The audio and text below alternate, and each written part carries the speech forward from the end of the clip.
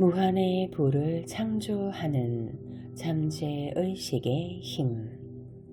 부의 초월자. 제60장. 침묵 속에서 부의 근원을 발견하다. 침묵이란 마음속에서 안식을 취하는 것이다. 잠을 자면 고단한 몸에 피로가 풀리고 활력이 생기는 것 같다. 미국의 시인 랄프 waldo 에머슨은 신들의 속삭임을 듣기 위해 침묵합시다 라고 말했다.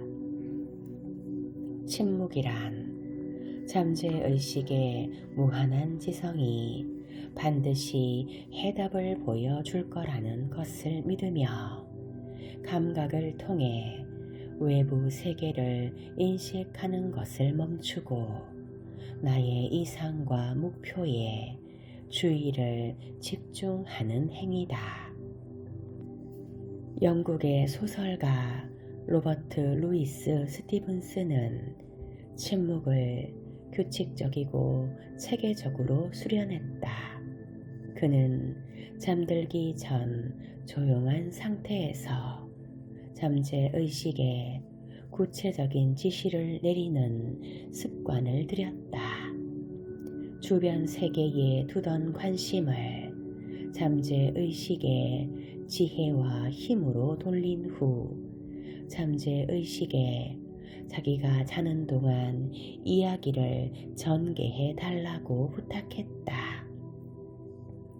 경제적인 상황이 안 좋을 때는 잠재의식에 다음과 같은 명령을 내렸다.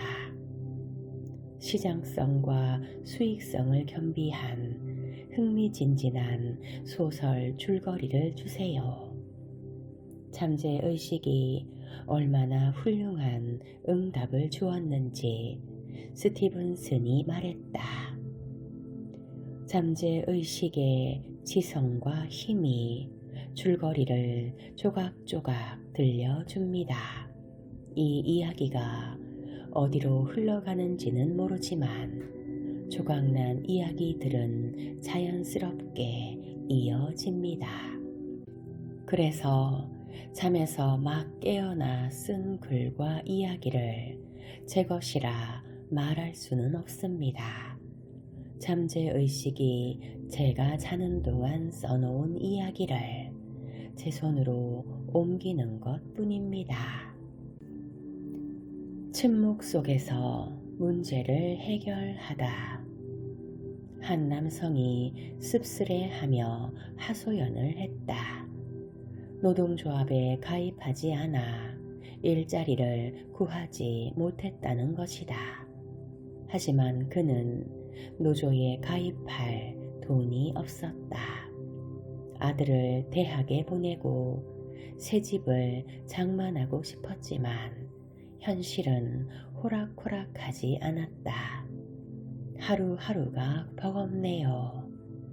나는 그에게 자신의 진정한 목소리에 귀를 기울여야 한다고 말했다. 그는 사물의 부정적인 측면만 바라보고 있었다. 밤이 되자 그는 마음을 가라앉히고 관심을 집중하면서 다음과 같이 확언했다. 무한한 지성은 내가 행복하고 번영하며 나를 표현할 수 있도록 문을 열어줍니다. 아들을 대학에 보낼 방도를 마련해 줍니다. 부가 눈사태처럼 쏟아집니다. 며칠이 지나고 그는 전 직장의 상사를 만났다. 그는 높은 월급을 줄 테니 자신의 공장에서 일하는 게 어떻겠느냐고 제안했다. 그러고는 공장 근처에 있는 집을 그에게 넘겼다. 연봉이 오르자 그 돈으로 아들을 대학에 보낼 수 있었다. 밤의 고요 속에서 묵상하다 보니 마음속 깊은 곳에서 해답이 나온 것이다. 침묵 속의 실험.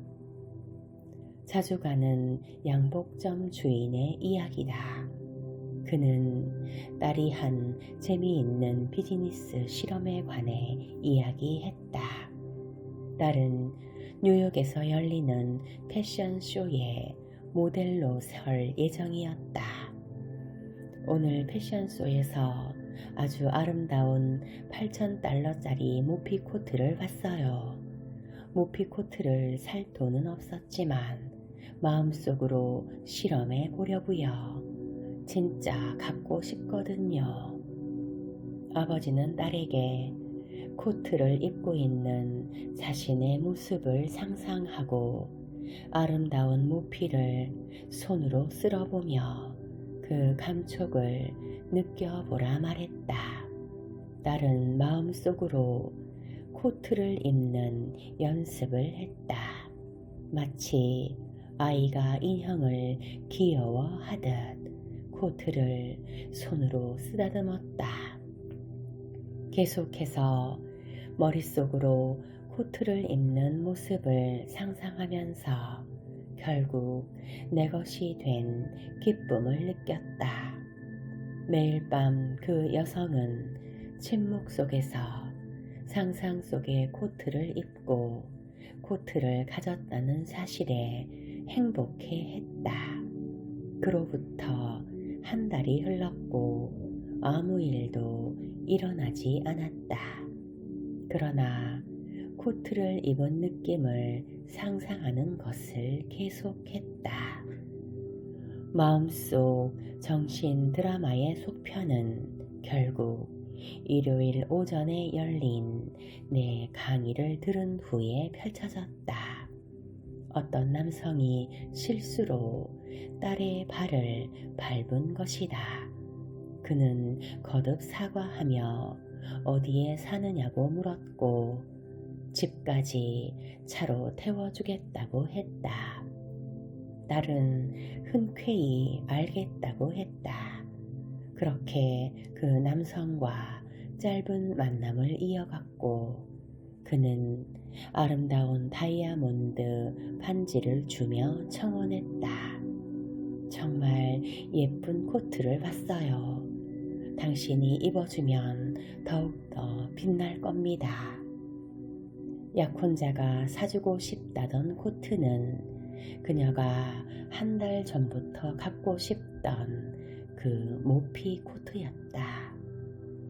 부잣집 사모님들이 그 코트가 그렇게 예쁘다고 하던데 어떤 이유에선지 아무도 사가지 않더라고요. 항상 다른 옷들을 골랐어요. 가게 점원이 이상하다는 듯 말했다. 놀라운 결과를 얻는 방법. 감각의 문을 닫으면 외부 세계의 감각적 인식에 주의를 뺏기지 않는다. 그럴 때 내 안에 무한한 지성을 조용히 느끼며 부르면 마음속 무한한 지성이 응답할 것이다. 우리는 물을 마시러 샘이나 우물에 갈 때 양동이나 큰 그릇을 가지고 가서 물을 받는다. 마찬가지로 무한자와 조화를 이룰 때 나의 수용적인 마음, 즉 그릇은 무한한 치유력으로 채워진다. 이제 때때로 침묵의 시간을 가지면서 마음을 재정비하자. 침묵 속에서 자극적인 오감에 주의를 끄고 사랑으로 영혼을 채우면 내 안에 무한한 지성과 교감할 수 있다. 한 젊은 의사의 이야기다. 병리학을 연구하던 중 어떤 질환에 몇 가지 증상이 몸에 발현되었다. 그는 자신이 끊임없이 병적인 이미지를 떠올린다는 것을 깨달았다. 마음은 자신이 두려워하는 것을 만들어냈고 결국 병의 증상으로 발현된 것이다. 그는 같은 맥락에서 환자의 왜곡된 사고 패턴 때문에 온갖 질병이 생길 수도 있다고 생각했다. 그래서 조화와 건강, 평화의 완벽한 패턴을 생각하기 시작했다. 부정적인 상태에 집중하기보다 온전함과 아름다움, 완벽함에 주의를 기울였다. 그러자 모든 질병에 대항하는 면역력이 생겨났다. 그는 이제 아주 행복한 삶을 살고 있다. 격리병동에서 병든 환자를 돌보지만 어떠한 병도 옮지 않았다. 어떤 유명한 공학자이자 우주과학자는 문제에 직면했을 때 연구실에 혼자 앉아 다음과 같은 확언을 곰곰이 되낸다고 한다. 나는 해답을 찾는 중입니다. 나는 해답을 압니다. 지금 이 순간 해답이 드러납니다. 그는 한 번도 빠짐없이 응답을 받았다고 했다. 뇌리를 스쳐 지나가는 직관적인 깨달음일 때도 있었고 필요한 아이디어를 얻기도 했다. 머릿속에 떠오르는 그래프일 때도 있었다. 모두 완벽한 해답이었다. 그는 자신이 쓰는 기법을 침묵의 해결책이라고 부른다.